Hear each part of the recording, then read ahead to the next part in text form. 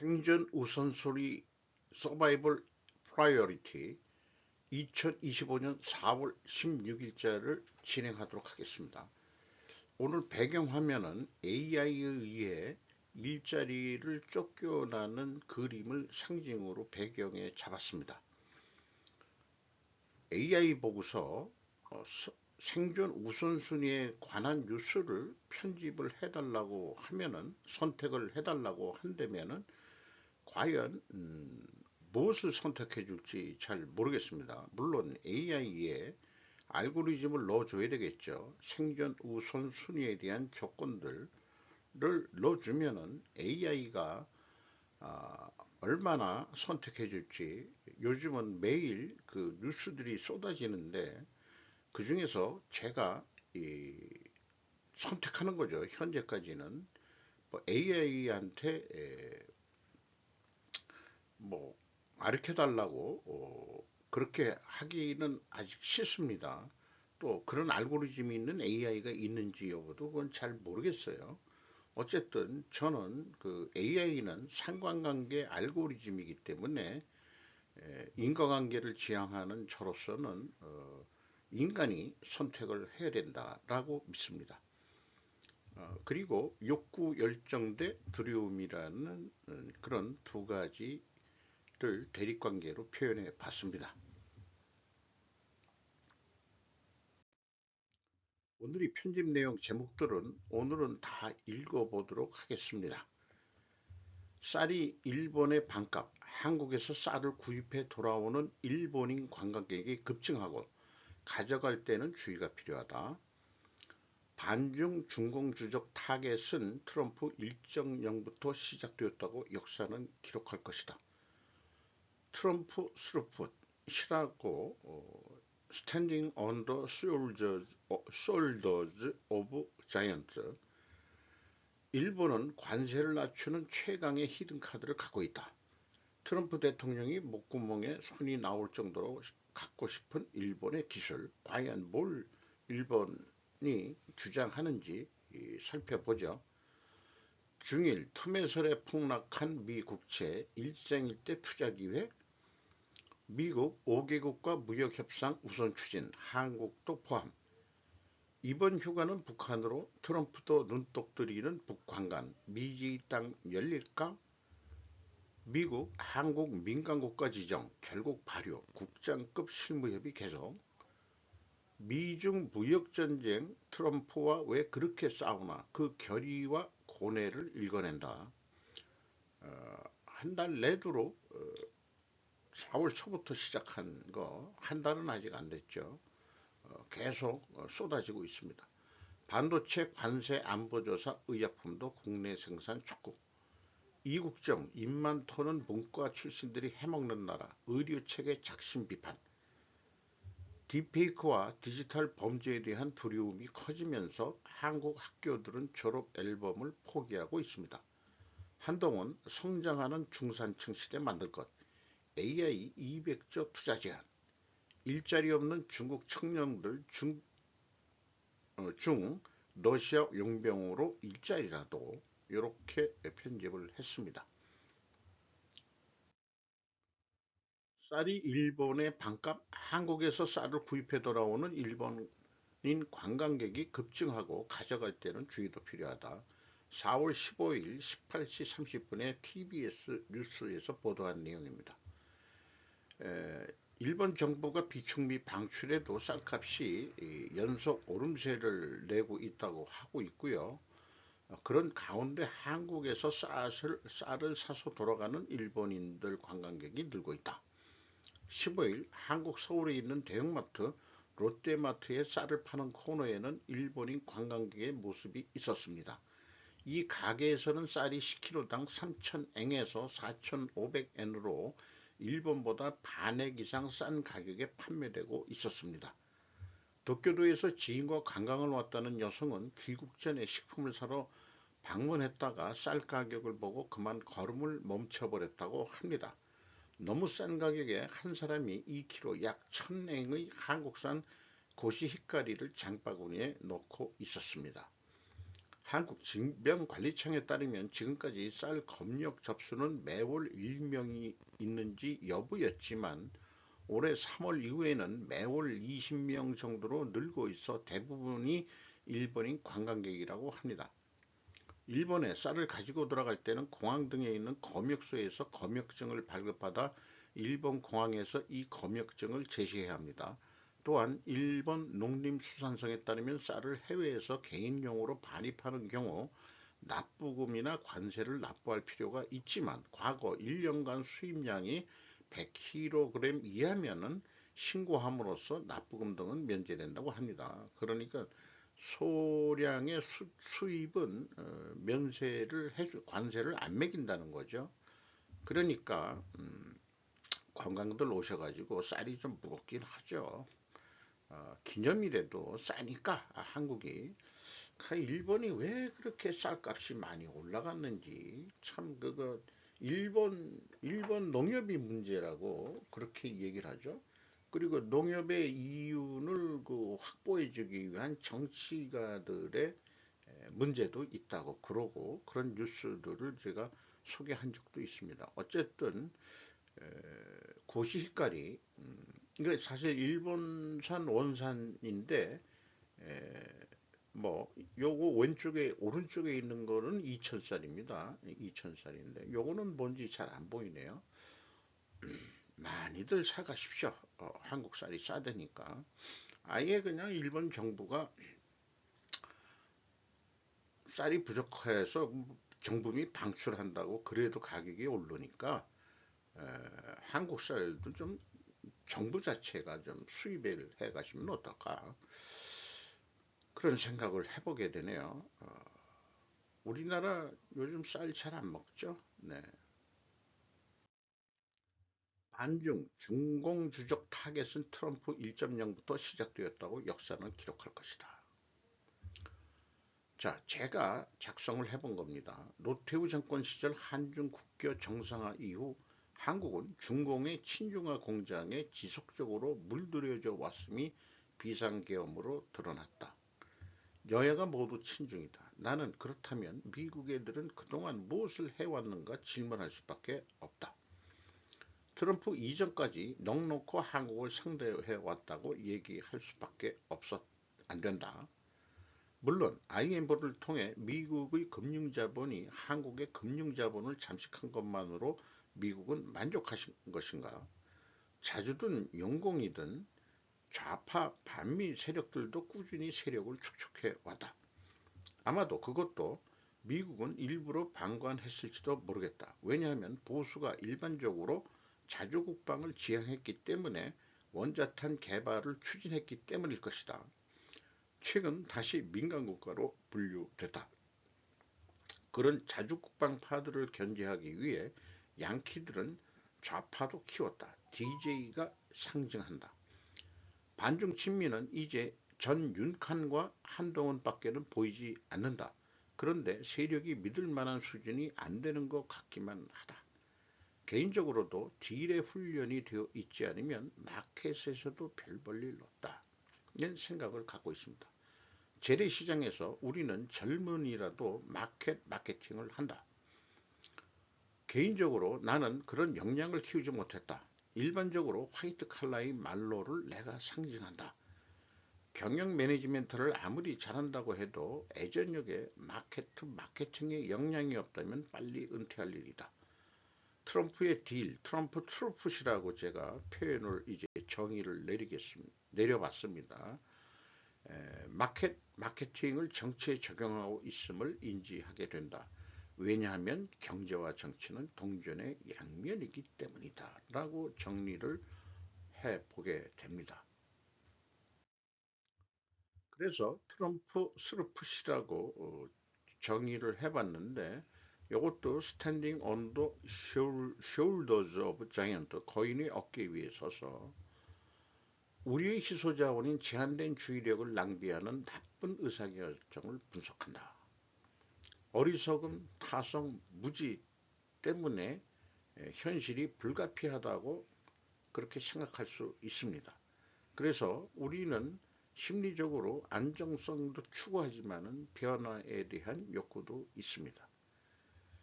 이 거인들은 앞에 그 생략된 말이 있는데 과학 철학을 만들어낸 사람들 얘기합니다. 유효한 분류 what, 상관관계 how, 인과 이론 why, 그리고 또는 실용적인 문제 해결과 의사결정 방법에 공헌했다. 첫째가 잘못된 가정을 밝혀낸다. 전제 조건이라고 생각하면 될 것이다.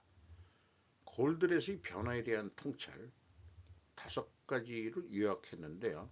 1. 어떤 개선도 변화이다. 두 번째, 어떤 변화도 안정에 대한 위협으로 인식될 수 있다. 세 번째, 안정에 대한 어떤 위협도 정서적인 저항을 불러일으킨다. 최근 관세에 대해서 비유해도 될 거예요. 네 번째, 정서적 저항을 논리나 사실로 극복하기는 매우 어렵다.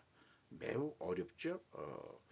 반대 의견들이 막 나오고 그러는 걸 보면은 경제학자들까지 정서적 저항을 극복하는 가장 믿을 만한 방법은 더 강력한 정서로 처리하는 것이다. 다섯 번째, 모든 변화와 관련해 두 가지 정서가 있다. 변화할 필요가 있다는 것에 대한 두려움과 현상을 개선하는 변화를 고안한 사람의 큰 욕구와 욕망, 그런 거다. 이렇게 정리가 되네요. 소개하고 있습니다. 욕구가 약간 열정이죠, 열정. 저는 그래서 그 트럼프가 지금 진행하는 것을 긍정적인 측면으로 보고 있다는 얘기를 말씀드리는 겁니다. 일본은 관세를 낮추는 최강의 히든카드를 갖고 있다. 트럼프 대통령이 목구멍에서 손이 나올 정도로 갖고 싶은 일본의 기술. 과연 뭘 자랑할지 다나카 미치아키 프레지던트 온라인에서 보도를 했습니다. 꽤 장문의 그 논지입니다. 트럼프 관세 충격, 일본은 제한하는 동맹국이 될 수 있을까? 마이크 월츠 백악관 국가안보보좌관 등에게 7개월 안에 조선 해사 노동력 강화 방안을 마련하라고 지시했다. 트럼프 행정부는 이미 백악관 내에 조선국 유나이티드 스테이츠 오피스 오브 쉽빌딩을 신설했으며 군용, 상용, 조선업의 국가적 재건을 목표로 하고 있다. 미일 조선동맹 모델. 일본 조선기술 아직도 세계 정상급. 구조전환의 제2스테이지에 또 설비의 노후화나 서플라이 체인의 경직화도 진행하고 있다. 일본 조선업을 다섯 가지 팩터로 분석하다. 해양질서 불안정 요소 커지고 있는 가운데 단순한 산업이 아니라 바다를 지키는 사회 인프라. 미국 조선업은 어디까지 부서져 있나? 단독 조선사업 부활 현실적이지 않다. 일본이 어유저인데 어유저 가이드 오브 리스트럭션 더 글로벌 트레이딩 시스템에서 어, 이 트럼프의 책사죠. 그 마린인가? 라는 학자인데 다음과 같은 전략 사상이 명확하게 제시되어 있다. 제조업, 특히 국방과 관련된 기간 산업의 부흥이 국가 안보와 불가분하다. 관세, 통화, 재정, 방위를 연계해 전략 산업을 재구축해야 철강이나 무기 등 생산할 힘이 없는 국가는 주거를 잃는다. 이렇게 이제 풀어 나가면서 그림들을 그렸는데요. 제조대국 일본이 가진 최강의 비상카드. 영어로 된 걸 일본 가타카나로 돼 있는 거를 그래도 끙끙거려서 한번 열심히 읽어봤어요. 이게 뭘 도라고 얘기해놓고 이 전략 목표라고 해놓고 도라고 표현하네요. 프렌트 디자인, 그 다음에 이쪽 우측에다 써놓은 것은 미션, 비전, 밸류 같아요. 여기 밸류, 밸류, 밸류. 참 일본 애들 그냥 영어로 쓰지 그래. 그냥 그걸 또 식자인 양 해가지고 도천지 장법. 이거 참 이렇게 해가지고 여기 그 장은 리더십이 있고 인재 교육이 있고 여기 법은 매니지멘트네요. 이게 매니지멘토 매니지먼트 사업구조 수익구조 이거 뭐 비즈니스 모델로 어, 프란토 어, 뭐야 이거 난 모르 이게 자관 이렇게 되어 있습니다. 자관 매니지멘트 이렇게 되어 있는데 이거 매니지멘트는 PDCA 사이클로 들어가죠. 그 다음에 리더십에 대해서는 뭐 어, 이게 뭐 구로빵이 짠 이거 자관 말이죠. 자관 이렇게 자관 5가지로 해가지고 지금 이게 리더십과 매니지멘트가 지금 자기네들이 지금 없다는 얘기인지 이거를 그 좀 한다 이런 얘기입니다. 이 단계별로 이렇게 뭐 전략 전술 여기 아까 그 미션 비전 밸류 전략 전술 오베루 오퍼레이 오퍼레이팅인 걸 이렇게 쓴 것 같은데요. 자관 미국 조선업을 오펙타로도 본다.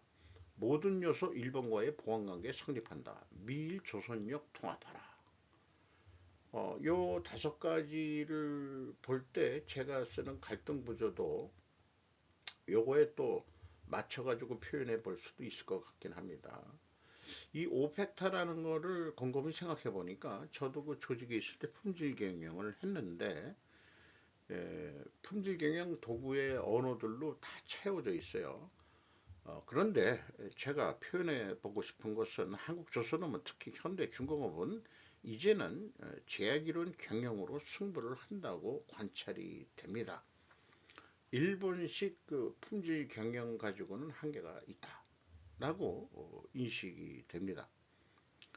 그거를 일본은 아직도 이 품질 경영의 도구들을 가지고 접근하고 있어요. 도천지장법 어디서 많이 비유해 본 듯. 그래서 여기 2번째 도표는 일본의 조선업계 오펙타로 분석을 해가지고 해양국가의 사회 인플라 이렇게 해서 이 틀에 맞춰서 여기를 뭘 많이 집어넣었어요. 현장의 힘과 전략 인재가 공백이 돼 있다. 법에서는 매니지멘트에서는 제도 신뢰와 국제연대의 벽이 있다. 뭐 이런 식으로. 그래서 미국의 조선업계에 대해서도 주권 회복과 제조 부흥의 상징이라고 해서 도천지 장법에 의해서 뭘 집어넣는데 어, 전략을 아루가 실행체가 부재하다. 법에서 매니지멘트에는 보호법 가라 제도 공창의 전환점이다. 뭐 이런 식으로 이제 얘기를 하고 있네요. 여기 국방과 제조업 재흥 뭐 이렇게 되고 전략 중핵 산업 뭐 이런 식으로 이제 어, 뭐 식자인 양 표현이 되어 있습니다. 주권 회복과 제조 부흥의 상징 조선업이 뭐 그런 얘기를 하려는 것 같아요.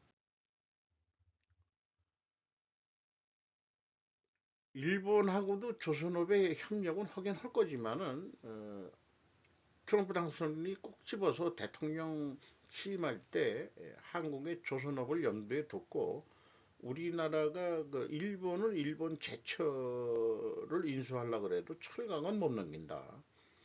근데 그 뭐 중견 조선소지만은 하나오션이 이미 필리 조선소를 일본 거를 인수 아니 이제 미국 거를 인수를 했죠. 미국에 있는 때문에 우리가 더 먼저 가고 있다 이렇게 좀 얘기했고 미국도 한국의 조선력에 대해서 좀 더 높게 평가하고 있다고 저는 믿습니다. 중일 투매설에 폭락한 미국채 일생일대 투자기회 조은석 기자가 조선 비지에서 보도를 했습니다. 미 국채금리 급등이라는 표현하네요. 저가 매수 기회로 관세 협상 연준 금리 인하 지켜봐야 최근 한 달간 10년물 국채금리 추이가 3월 14일 날 4.32%였는데 4월 14일 날 한 달 후에 4.48%다. 이게 급등이라고 얘기할 수 있는 건지 잘 모르겠어요. 저는 안 해봐가지고. 그 물량이 대부분 많다 그러면은 큰 차이가 나겠죠. 국채 금리가 올라간다는 것은 현물 가격은 내려간다는 얘기죠. 미 국채가 관세 정책의 아킬레스 건이라고 이렇게 이제 요즘 얘기를 하고 있는데 중국이 대항하기 위해서 그 미국 국채를 많이 보유하고 있는데 이거를 대량 매각을 할지도 모른다. 싸게. 그러면은 이제 금리가 폭등하니까 또 뭐 그게 나쁜 건지 좋은 건지는 모르겠습니다만은 연방은행이 그 개입할 수도 있다.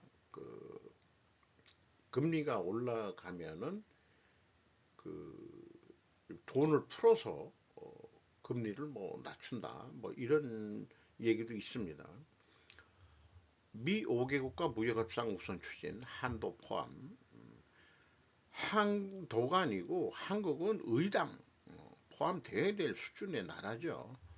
현정민 기자가 또 조선비지에서 얘기했는데 한도 포함이라면은 그 들어가는 것만 해도 다행이라는 식으로 느낌 있는 제목을 이렇게 붙이지 않았으면 좋겠어요. 다음 주 한국과 무역협상 자동차 부품 관세 면제 시사했다. 요거는 YTN에서 보도를 한 내용입니다. 자동차 회사 지원 검토, 부품 관세 면제 시사, 아이폰 관세 예외 조치 시사, 나는 유연한 사람. 다음 주 한국과 무역협상 먼저 합의하면 유리, 최우선 협상국 한국, 일본, 영국, 호주, 인도. 요게 그 인도 태평양 전략의 협력 국가 들인 것부터 하는 거죠. 그렇게 인식이 됩니다. 그러니까 인도 태평양 동맹화되는 국가들하고는 좋게 좋게 넘어가고 결국은 중국 포위 작전을 한다. 이런 얘기로 이해가 됩니다. 거기에 이제 호응하듯이 이번 휴가는 북한으로 트럼프도 눈독 들이는 북관광, 미지 땅 열릴까? 이소연 기자가 매일경제에서 보도를 했습니다. KB 경영연구소 보고 국민은행이 왜 이런 보고서를 냈을까?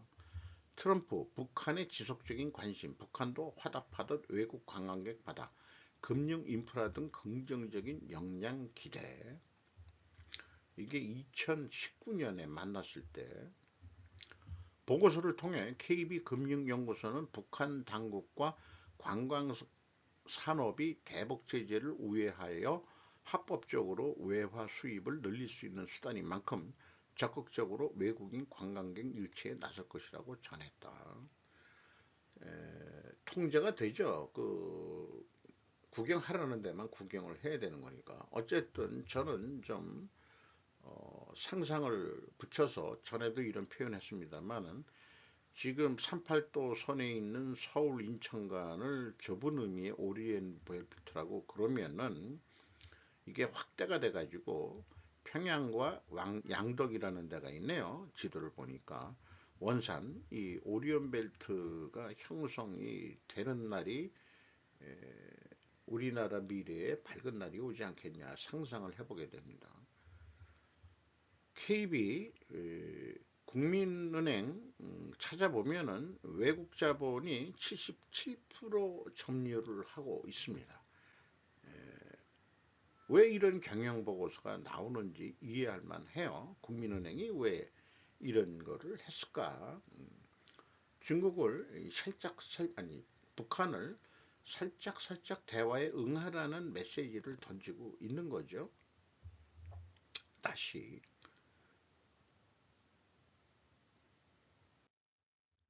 미국, 한국 민간국가 지정 결국 발효 국장급 실무협의 계속 김인환 기자가 머니투데이에서 했는데 AI 인공지능, 인공위성 우주기술 등은 전략적 기술로 간주돼 협력이 제한될 여지가 있을 것으로 보인다고 했다. DOE는 특정 국가의 국가 안보 상황이나 핵 확산 방지 또는 테러 지원 방지 등을 목적으로 민간 국가를 지정할 수 있다고 그렇게 해서 한국도 민간 국가가 됐다. 그래서 이 목록은 DOE 산하 정보기구인 정보방첩국 OICI가 관리를 한답니다. 국자급 실무 협의를 하더라도 전에는 한 13년 걸렸다는데 없애는데 이번에는 어떻게 될지 모르겠지만은 한국은 원자력 협정에 따라 미국의 동의 없이 고농축 우라늄 플루토늄을 독자 생산하거나 사용 후 핵 연료를 직접 재처리할 수 없다. 일본은 요게 허가가 돼 있죠. 합의가 돼서 우리나라는 잘못하면 핵무기 만들 것 같으니까 자꾸 걱정이 되는 거겠죠. 중국, 북한은 못 막았지만 한국은 막아야 된다. 배경에 깔린 원인은 산업 스파이 간첩 때문일 것이다. 한국한테 좋은 기술 가르쳐 줘봐야 야당 놈의 새끼들이 국회에 그런 거 사업 보고서 뭐 이런 걸 다 제출하라 어쩌고 저쩌고 그러면은 그게 중국에 안 넘어가라는 법이 없어요. 민간국가 지정 해제는 어려울 것이다. 한국이 간첩법부터 개정하지 않으면 즉 친중 간첩들을 제거하지 않는 한 원자력 협력은 불가할 것이다. 라고 저는 감히 예측을 해봅니다. 미중 무역전쟁, 트럼프와 왜 그렇게 싸우나 그 결의와 고뇌를 읽어낸다. 잠깐 일본에서는 잠깐 이렇게 열심히 연구해서 내는 기사들을 많이 보게 되는데 우리나라는 지금 현재 그런 학자들이 별로 없죠. 어, 남의 얘기나 갖다가 쓰고 그런 정도 수준이고 또 대선 준비에 다들 언론도 바빠가지고 미중 가칭코 충돌 이게 이제 일본말로 가칭코인데 정면강이라고 되어 있네요. 젠미엔강 가칭코 충돌이라고 있는데 전면강 중국은 1989년부터 1991년까지 고뇌 속에 있었다. 천안문 사태 이후 서방국가들은 두루 중국을 피해 달아났다. 게다가 사회주의 동료들, 동유럽 국가들은 도미노처럼 쓰러졌고 급기야는 과거의 두목, 소련마저 소멸되고 말았다. WTO에 가입에 어려움을 겪었던 과거, 마침내 세계의 반열에 오르다. 트럼프 폭거에 대한 중국의 결의라고 얘기하고 있고 이 중국 재정부 관료들은 매우 개방적이라고 얘기하고 있는데 영어가 유창한 미국 유학파가 많고 중국 개혁 개방 정책의 최전선을 담당하고 있다는 자긍심을 갖고 있다. 사회주의 공산당 정권 안에서는 상당히 이질적인 집단으로 비친다. 이처럼 정의는 우리에게 있다고 주장한 것이다. 바로 정론이다.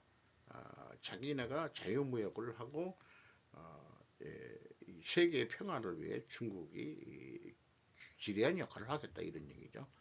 중국과 베트남의 깊은 관계. 베트남은 뭐 앞에 다른 얘기도 있지만은 관세에 창백해져 호도코 부총리를 급히 워싱턴으로 파견해서 결국 미국 제품에 대한 제로 관세 등을 제시해 90일간의 집행유예를 받아냈다. 시 주석의 동료를 늘리는 여행이 지금 동남아 3개국 순방하고 뭐 한번 소개가 나왔어요. 왕이는 유럽 25개국을 또 순방해가지고 미국 대항하자 이런 거를 지금 하고 있습니다. 또 중국이 동남아 수출 물량이 미국보다 많다고 하는 거로 나오죠. 중앙 주변 공작 회의라고 뭐 자주 나오는 회의가 아닌데 요게 13년 만인가 열렸다고 그래요.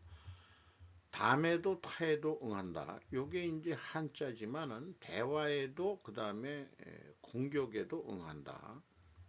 또 다른 중요 단어는 상호존중, 평화공존, 협력공승으로 이는 흔히 대미 12글자라고 한다. 이 12글자 상태에서 멀어질수록 중국은 팽팽하게 맞선다. 세계가 편든다는 중국의 오산. 우리는 귀찮음을 야기하지는 않지만 두려워할 것도 없다. 불인사, 야불백사. 이번에는 미국 대 중국 플러스 세계의 구도로 끌어가려고 한다. 미국 행각으로 향하는 나라들 그런데 이렇게 돼 있다 그러고 또 웬일로 차관 중국이 하는 얘기는 평화, 안녕, 번영, 미려, 우애, 오대 가든 이거 옛날 자유국가들이 얘기한 건데 이상하게 세상이 변해가지고 공산국가 중국이 이런 용어들을 앞세워가지고 장래들을 방어하고 있어요. 엄격한 표정의 간부들 중앙주변 공작회의에 이어 다음 날인 10일에는 왕이 외교부장이 주최해 주외사절 공작회의를 열었다. 이 공작이란 것은 그냥 업무회의라고 우리말로 생각하시면 되겠습니다. 우리가 공작하면은 무슨 뭐 첩보 영화에서나 나오는 거로 알고 있는데 중국에서는 공작 그러면은 업무회의한다 이렇게 우리가 이해하면 될 것 같습니다. 이번 미중의 치킨 레이스지만 단기적으로는 중국이 다소 유리하다고 본다. 하지만은 장기적으로는 아니다라는 얘기겠죠. 그래서 일반적으로 국내 불만을 외국으로 돌리는 아주 기회이기 때문에 중국 인민들의 불만을 외부로 돌려버리는 거죠. 다만 중장기적으로는 경제 구매가 상대적으로 큰 미국이 유리할 것이다. 그리고 그 이런 게 있습니다. 살척 2천, 자손 800, 1000명의 적을 죽이면 스스로도 800명의 손실을 입는다라는 중국 속담에도 있지만 미국도 상당한 내상을 입을 거다. 특히 미국 국채가 아킬레스건으로 아까 얘기했지만은 중국만 미국 국채를 매도하는 게 아니고 금융기관들도 아마 매도를 하고 있는 거로 돼 있는데 일본이 매도하겠다는 얘기는 안 나오죠. 미중이 서로 칼로 베면은 시체가 쌓이고 끝도 없이 나오는 것은 한수입니다. 이렇게 얘기를 했네요. 반도체 관세 안보조사, 의약품도 국내 생산 촉구. 4월 15일 시사통신사에서 보도한 내용입니다. 미 상무부는 반도체와 제조장치, 반도체 만드는 제조장치 수입에 관한 안전보장 조사를 시작하겠다고 밝혔다. 스마트폰이나 PC라고 하는 반도체를 사용하는 전자기기의 서플라이 공급망도 조사 대상으로 한다. 어쨌든 상무부가 범용품으로부터 첨단품까지 수입 상황이나 국내 생산력 등을 조사해가지고 270일 안에 라토닉 상무장관은 조사해가지고 그 12개월 안에 온다며 조기 도입을 목표로 하고 있다. 추가 관세를. 반도체는 방위 장비와 인공지능, 전자기기, 통신기기에 특히 필수적이다. 다만 중국 등 아시아에서 생산을 의존하고 있어 반도체 제조 장치는 네덜란드와 일본 업체와 점유율이 높다. 트럼프 대통령은 다른 나라 특히 중국과 같은 적대적 인질로 잡히지 않도록 할 것이라고 강조, 국내 생산을 촉진할 필요성을 호소하고 있었다. 그래서 미국 제조에 시간도 걸리니 프렌드 쉐어링으로 먼저 한다. 이런 게 이제 그죠.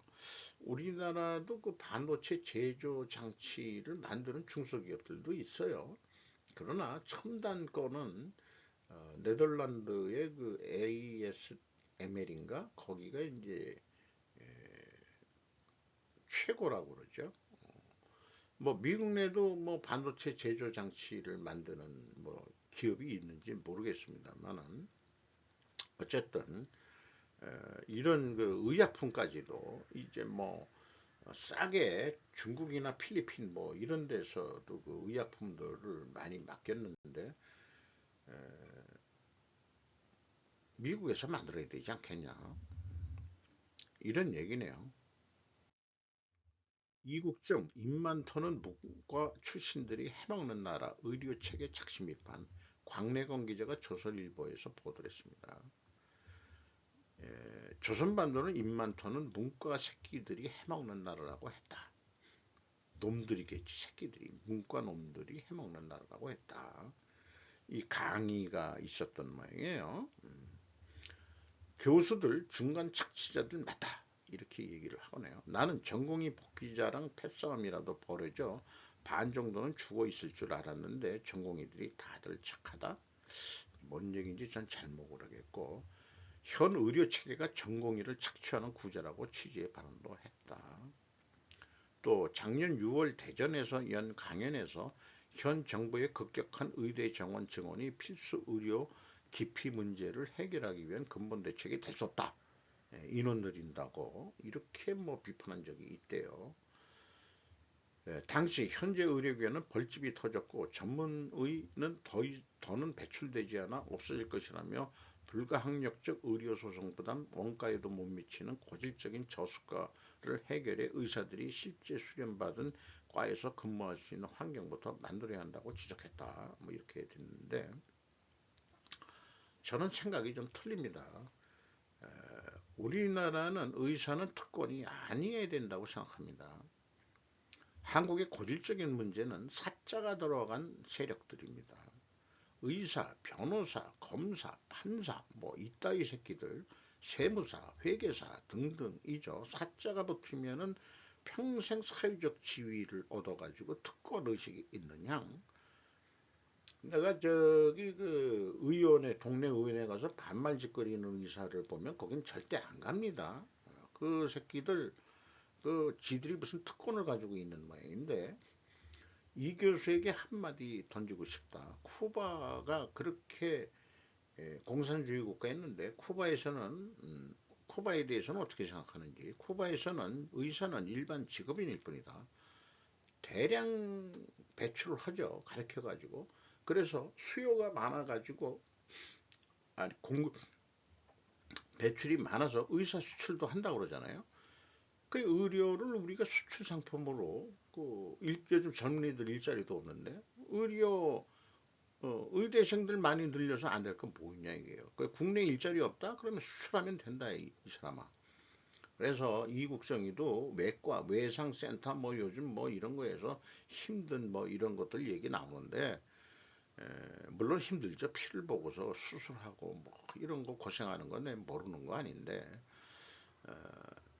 이렇게까지 할 일이 있느냐 이국정 씨한테 제가 얘기하고 싶은데 저는 뭐 자유민주주의를 선호하지만은 쿠바의 그 의대생들을 대거 배출해서 그 현재 그 일반 직업인들의 월급 수준을 받고 있다는 거에 저는 공감을 하고 우리나라도 그렇게 가야 되지 않겠냐 이렇게 생각.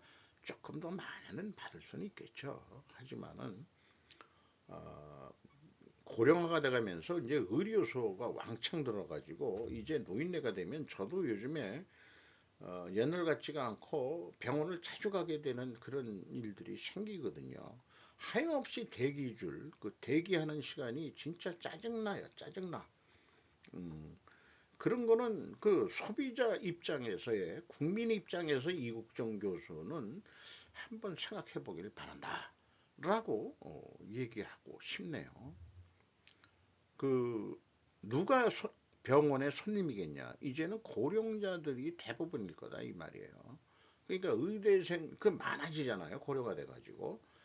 그러니까 의대생들이 많이 나와야지 수요 공급을 좀 맞추겠다는데 이 특권 의식을 가지고 있는 새끼들이 문제라고 저는 봅니다. 딥페이크와 디지털 범죄에 대한 두려움이 커지면서 한국 학교들은 졸업 앨범을 포기하고 있습니다. 차관 이 AI 발달이나 뭐 디지털 범죄 뭐 이런 것 때문에 그 졸업 앨범을 안 만들기로 했다 뭐 이런 얘기예요. 개인적인 거로 어떻게 그 뭐 주는 건 몰라도 그런 내용이 되겠습니다. 한동훈 성장하는 중산층 시대 만들 것 AI 200조 투자 제안 김예슬 서울경제 2025년 4월 15일에 보도한 내용입니다. 첫 대선 공약으로 AI 복지 정책 발표, 한평생 복지계좌 도입, 생애별 맞춤 복지, 성장하는 중산층의 시대 한동훈이 열겠습니다. 중산층을 열겠다는 것은 그 소장 경제학자 뭐 있어요. 마른 목걸이 경제라고 표현한 게 있는데 저도 그 고등학교 때 처음 그 얘기를 들어봤어요. 상업 선생한테. 마른 목걸이 경제가 돼야 된다. 사회가 안정되려면은 중산층이 많아야 된다. 근데 현실적으로는 피라미드 구조죠.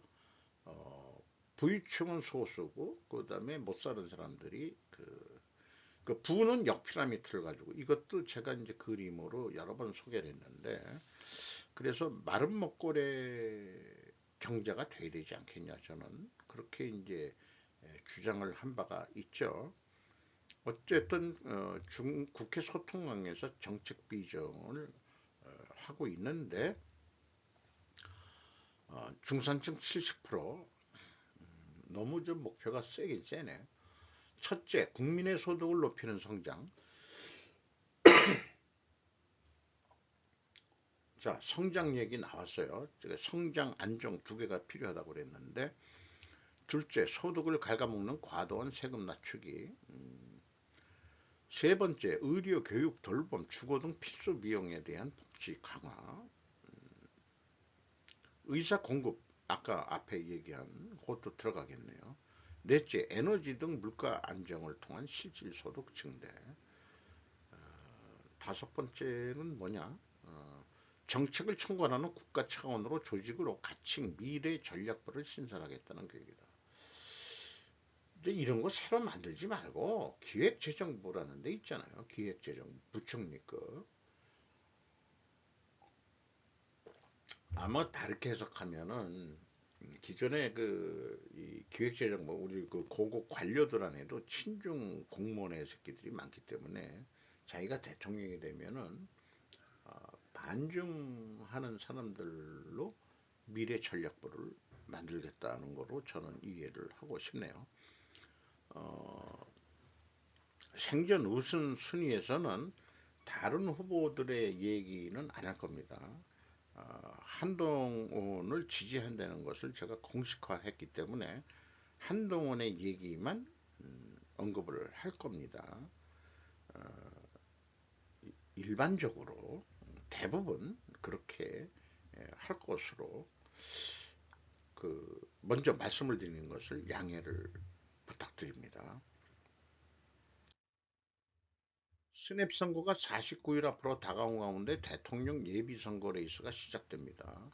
KBS 월드에서 그게 이제 야당 쪽에 3명, 여당 쪽에 3명의 사진을 붙였는데 이 KBS도 좀 색깔이 이상한 애들이에요.